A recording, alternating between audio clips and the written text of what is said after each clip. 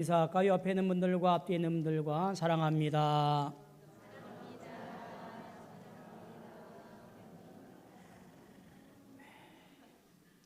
평안하시고 승리하시기를 소망합니다. 간밤에는 뜻하지 않은 큰 사고가 있었지요. 귀한 생명들이 이뤄지는 어처구니 없는 사고입니다. 참 안타까운 일들이 있었고요. 우리 이를 위해서 기도하고 또 유가족들의 위로의 기도들을 통해서 새 힘을 얻게 되어지는 일들이 생겨나기를 바랍니다. 오늘은 505주년 되는 종교개혁주일입니다. 개혁이라고 하는 말은 어떠나 제도나 기구를 뜯어 고치는 것을 가리켜서 개혁이라고 그래요. 왠지 개혁이라고 하는 말을 들으면 조금 부담이 됩니다. 뭔가 대단한 변화를 일으켜야 될 일이기 때문에 그렇습니다.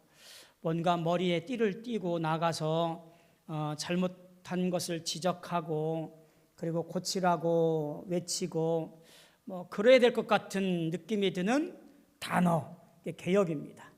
거기에다가 종교개혁이라는 말을 붙였으니 교회에 대항하여 루터처럼 반박문을 게시를 하고 교회의 잘못된 것들을 지적을 하고 이래서 교회가 망합니다라든가 이런 것들을 외쳐야 될 것 같은 종교개혁.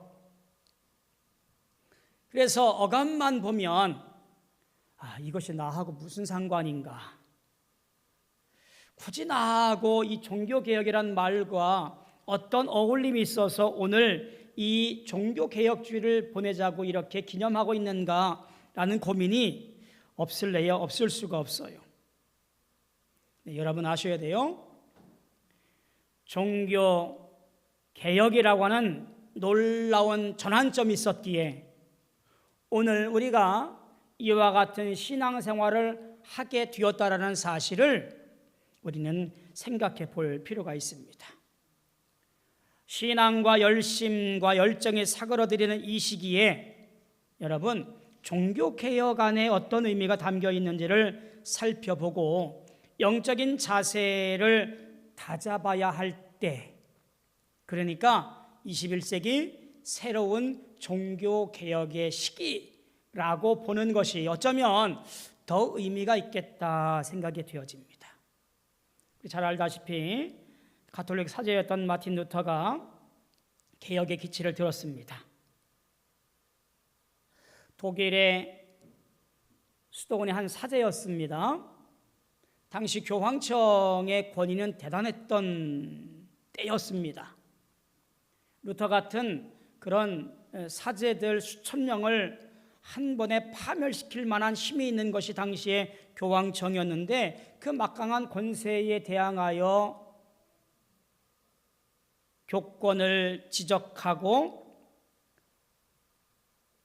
신앙을 회복하자라고 요구하고 위텐베르크 성당 그 문 앞에 95개 교회 항의문 방방문을 붙이고 이것은 한마디로 자기의 모든 것을 내어놓은 개혁의 첫 발자국이었습니다.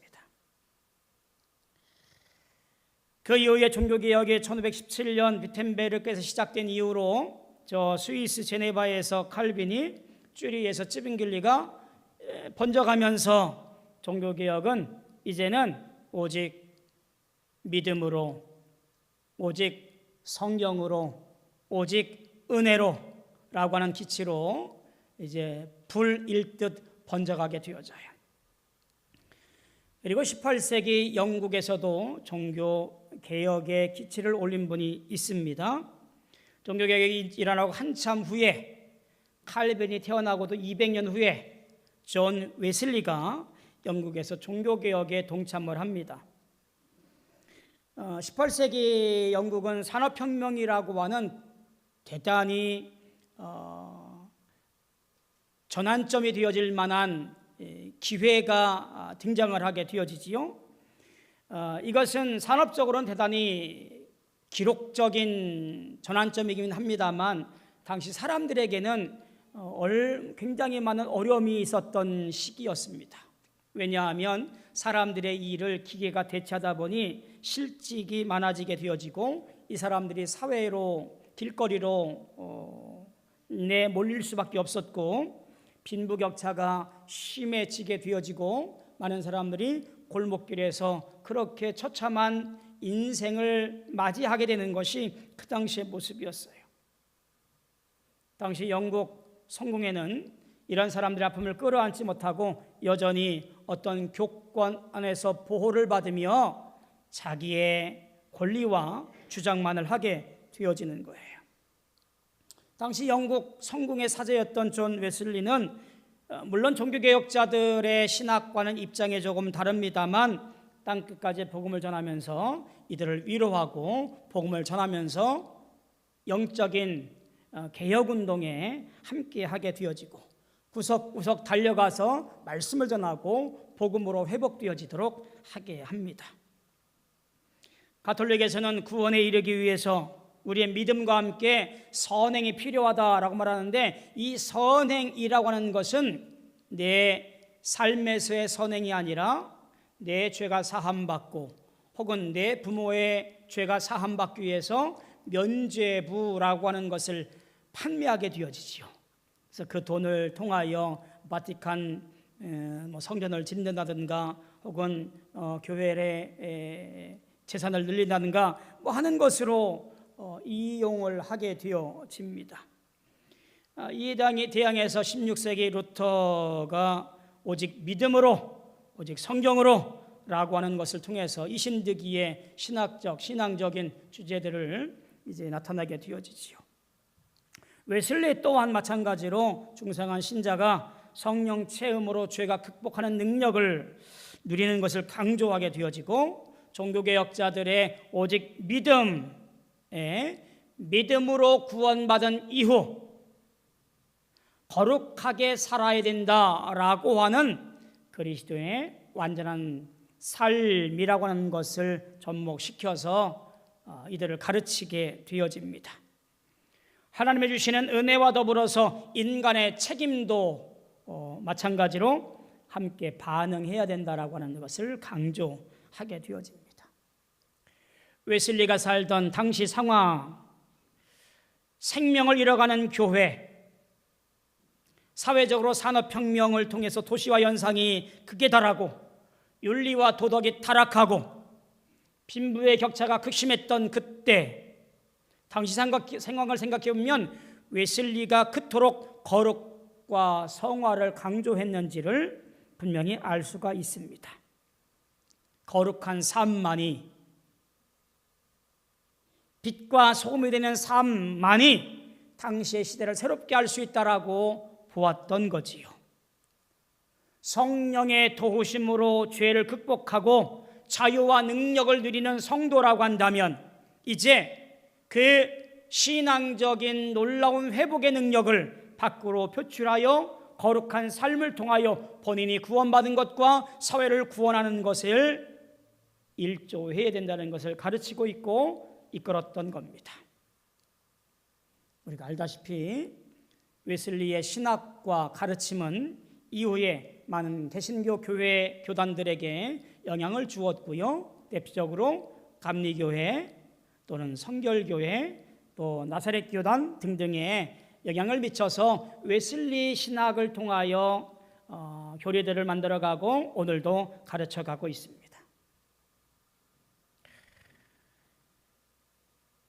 16세기 마틴 루터가 그러했듯이 18세기 존 웨슬리가 온 세상은 나의 교고다라고 말하면서 복음을 통하여 변화를 꿈꾸었던 것처럼 한 사람이 하나님 앞과 성령 앞에 바로 서서 진리를 외치고 또 개혁의 물결이 되어서 하나님의 뜻을 올곧게 세워가니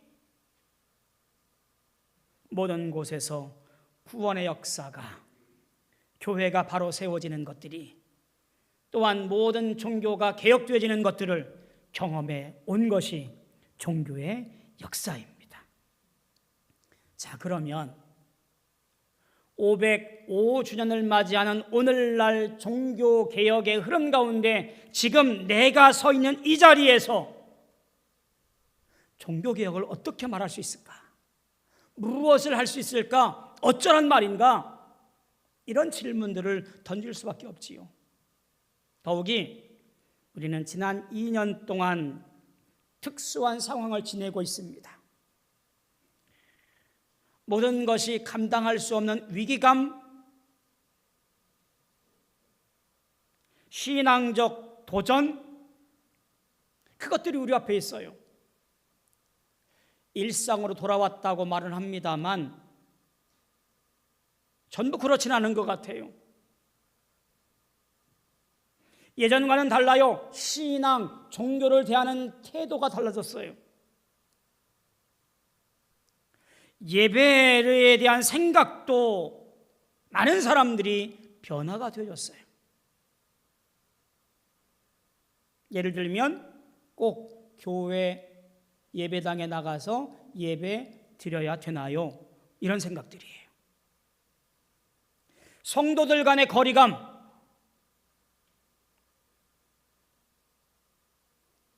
또한 교회관이라고 해야 될까요? 생소한 교회로서의 위치도 우리에게 남다른 위기감이 밀려오고 있고 존재하고 있어요. 2022년에 맞이하는 종교개혁주일, 그래서 이 종교개혁을 어떻게 하란 말인가, 어쩌란 말인가 라는 질문을 우리 스스로에게 던질 필요가 있겠다는 이야기예요. 오늘 우리가 그 실마리를 말씀에서 찾아보려고 합니다. 자, 당시 말씀의 배경이라고 하는 유대의 배경이라고 하는 것은 요시야 왕이 등극을 합니다. 요시야 왕이 되어지고 한참 지난 이후에 혼합종교라고 하는 틀에서 종교개혁을 통하여 열신사상, 즉 하나님만을 섬기겠다라고 고백하는 신앙으로 종교개혁을 단행하게 되어져요. 자, 그 일련의 과정들을 볼 때에 참으로 암울하고도 비참한 상황이에요. 요시야 왕의 증조 할아버지가 누구냐면요, 우리가 너무나 잘 알고 있는 유명한 왕이에요. 히스기야 왕. 기도로 병을 낫고 하나님 말씀을 따라 나라를 잘 다스려서 하나님 보시기에 잘했다 칭찬받은 왕 히스기야 왕. 대를 이어서 누가 하냐면 요시야 왕의 할아버지죠, 므낫세 왕이 등장을 합니다. 자, 이 므낫세 왕에 대한 평가는 이렇습니다. 하나님께서 악한 왕이라고. 50년을 다스렸는데 50년 동안 므낫세 왕은 유다 백성들을 다스리면서 우상을 끌어들이고 성전 안에 우상을 모시어들여서 혼합 종교화가 되어지고 산당을 만들고 그곳에서 제사드리게 하고 나라를 엉망진창으로 완전히 거덜냈던 인물이 누구냐면 므낫세 왕이에요. 요시야 왕의 아버지 아몬 또한 아버지 므낫세를 대신하여 마찬가지로 그렇게 나라를 엉망진창으로 만들어 놓아요. 악한 왕이라고 하는 하나님의 엄중한 심판을 받아요. 견디다 못한 많은 사람들이 결국에는 우리가 말하는 쿠데타를 일으키고 아몬 왕과 그의 일당들을 다 죽이고 그를 끄집어 내립니다. 그리고 쿠데타를 일으켰던 사람들이 왕족 중에서 세워야 할 왕을 찾다가 요시야를 왕으로 세워요. 그의 나이 8살 때예요. 얼마나 불행한 때의 왕이었는지 모릅니다. 어린 소년을 왕으로 세웠으니 누군가가 대신 나라를 다스려야 되는데 그렇게 나라를 개혁하려고 했던 사람들이 대신 뒤에서 나라를 다스려요. 그러기를 18년 후가 지나가면서 요시야 왕이 성년이 되어갈 때였습니다. 그 기간 동안 히스기야 왕의 역사를 배웠고, 할아버지 므낫세 왕의 이야기를 들었고, 아버지 아몬 왕의 이야기를 들었을 때입니다. 그리고 요시야 왕은 내가 어떻게 해야 왕으로서의 자리를 잘 할 수 있을까 라고 고민했고, 아마도 하나님 뜻 안에서 바르게 살아가는 것이 진정한 왕의 모습이라고 생각했던 모양입니다. 그리고 허물어져 갔던 성전을 수리하라고 명을 내려요. 성전을 수리하러 간 헬가야 선지자를 스사장을 통해서 맡겨진 임무를 잘 감당하는 중에 율법책을 발견하게 되어집니다. 우리가 알고 있는 모세 오경쯤 되겠지요. 그 힐가야가 율법책을 발견하고 사반에게 주어서 사반이 요시야 왕에게 읽어주게 되어져요. 그때의 광경을 이렇게 소개합니다. 왕이 옷을 찢었다라고 그렇게 소개를 해요. 성경이 기록된 말씀 가운데 옷을 찢는다든가 머리에 죄를 뒤집어 쓴다든가 제우에 앉아있다든가 라고 하는 것들은 다 모두가 다 같이 철저한 회개를 의미해요. 이와 같이 철저한 회개를 통하여 요시야 왕은 지금까지 얼마나 잘못된 신앙을 견지해 왔는지를 그제서야 깨닫게 되어진 거예요. 살아계신 하나님 앞에 내가 얼마나 잘못된 신앙생활을 해왔는지, 우리 조상들이 하나님께 대하여 얼마나 죄를 지었는지를 요시야는 알게 되어진 거지요. 그래서 23장, 24장에서 그 내용들을 쭉 읽어보면서 얼마나 많은 고민과 결단과 촉구를 하고 있는 것인 것을 보게 되어져요.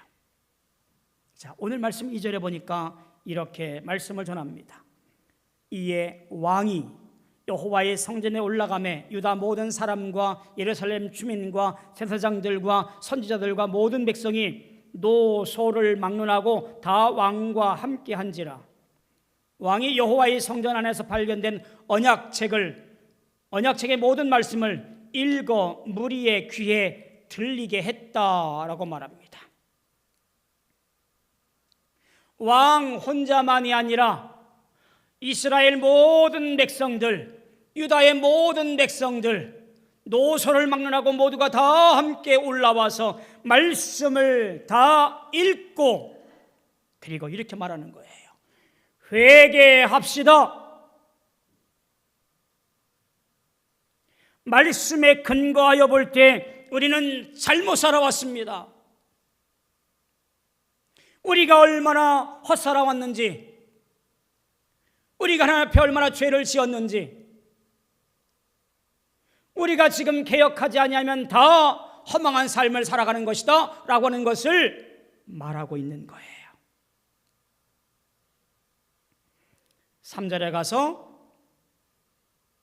언약을 세우되 마음을 다하고 뜻을 다하여 여호와께 순종하고 그의 계명과 법도와 율례를 지켜 그 언약의 말씀을 따라서 다 준행하겠습니다라고 언약을 세웠다라고 성경은 얘기합니다.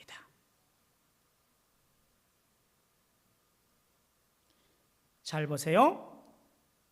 요시야의 종교개혁은 하나님 없이 살던 이들이 하나님 안으로 들어와 말씀으로 살겠다라고 시작한 그 첫 걸음은 율법책에서 발견함으로 시작되었습니다.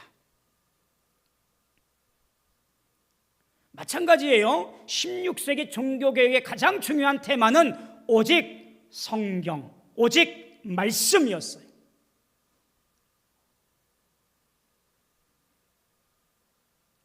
내 신앙의 바깥에서 무엇인가를 바꾸어서 교회를 이렇게 저렇게 바꿔야 된다느니, 나 외에 다른 사람들의 신앙이 왜 적골이라고 하니, 그런 건 말하지 말고 지금 뭐예요? 내 안에 잘못된 것이 무엇인가? 내가 말씀 앞에 온전히 서 있는가? 내가 믿음으로 말미암아 굳건히 주님께서 잘했다 칭찬할 만한 존재인가?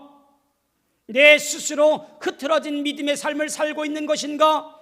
내 자신을 돌아보아야 된다라는 이야기예요. 유다 백성들에게 요시아는 말씀을 읽어주면서, 율법책을 읽어주면서 당신들 자신에게 비춰진 잘못된 신앙을 다 버려버리고 우상을 따르는 그 모든 것들을 다 버려버리고 내 죄가 얼마나 더러운지 주 앞에 회개하고 돌아와 주님 말씀에 순종하여 그 말씀을 따르며 언약의 말씀을 따라 준행하라고 강조하고 있고, 또한 유다 백성들은 그 말씀을 따르겠노라고 언약하는 것이 종교 개혁의 출발점이었다라는 이야기예요.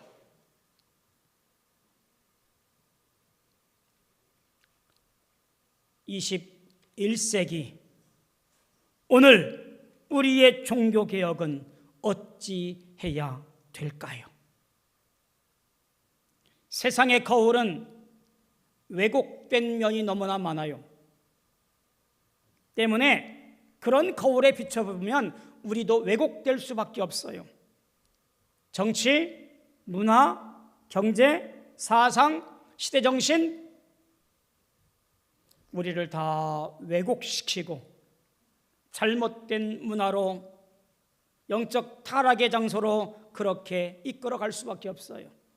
그러나 영적 영원 불멸하신 하나님 말씀 앞에 내 스스로를 돌아보면, 그 말씀 앞에 내 스스로를 다시 살펴보면 우리 스스로를 정확하게 볼 수 있고 진단할 수 있고 올곧게 세워갈 수 있습니다. 내 영적 흐트러진 모습을 말씀을 통해 깨닫고 바로 발견하고 바로 잡아가는 것, 여러분, 그것이 개혁이에요. 거창한 것이 아니라 무언가 나가서 스크럼 짜고 우리 회개합시다, 그래야 삽니다, 교회가 변화되어야 됩니다,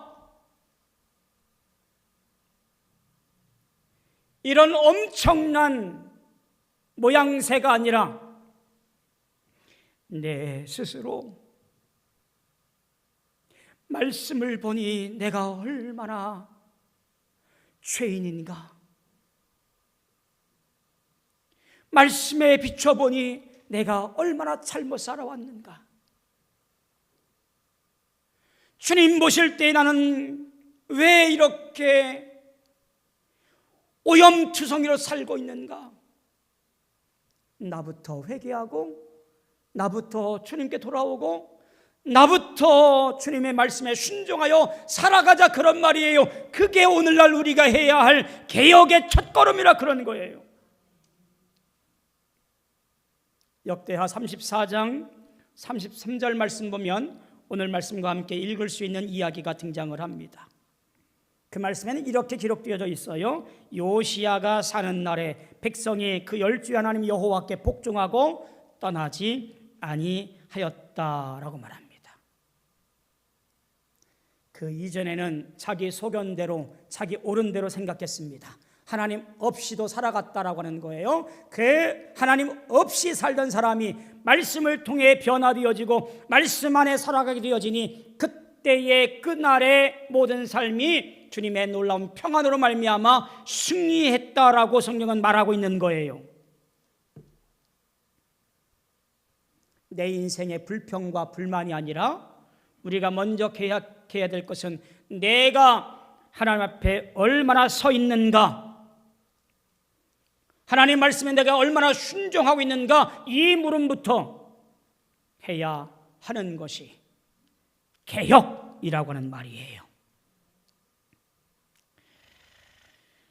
오늘 열왕기하 23장 21절에 보면 또 한 가지 놀라운 사실을 발견하게 되어지지요.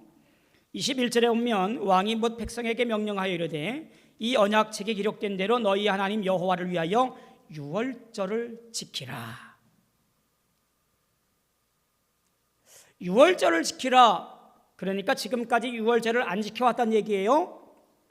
유다인들에게, 이스라엘 백성들에게 유월절이라고 하는 것은 하나님의 명령대로 대대로 지켜야 할 절기였어요.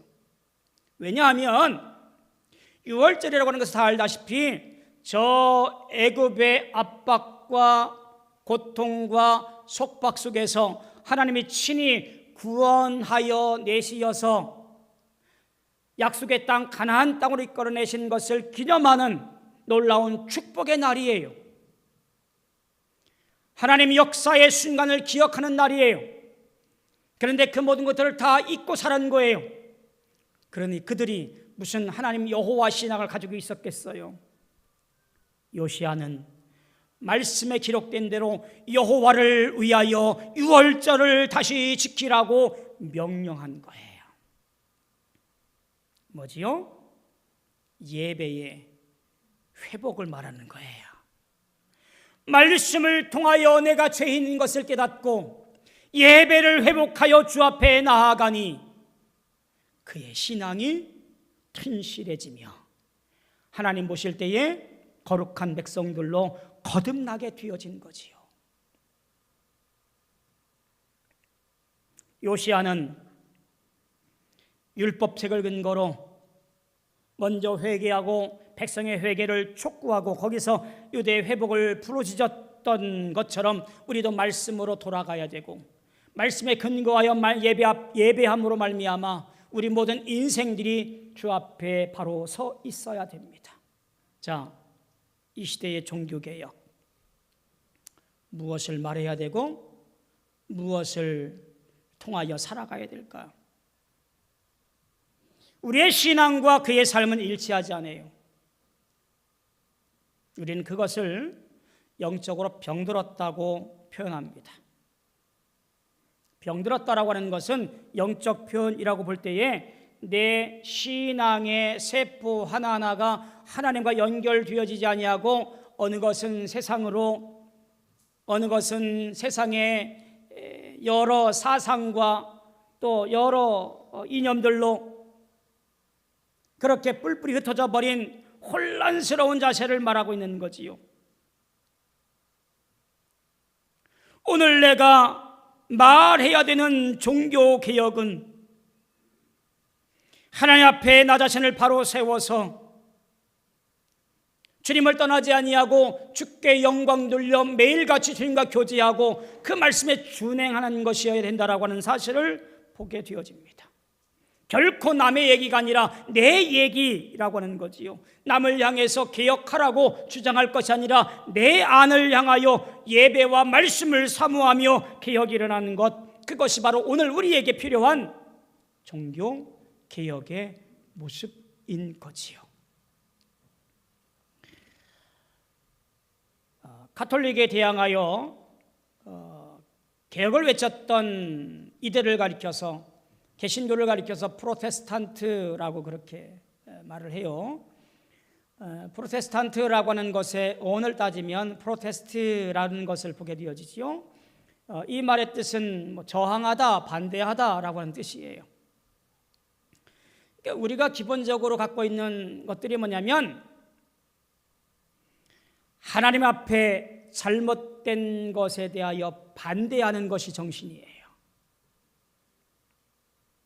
말씀을 온전히 준행하지 못하는 것에 저항하는 것이 우리 기본적인 정신이에요.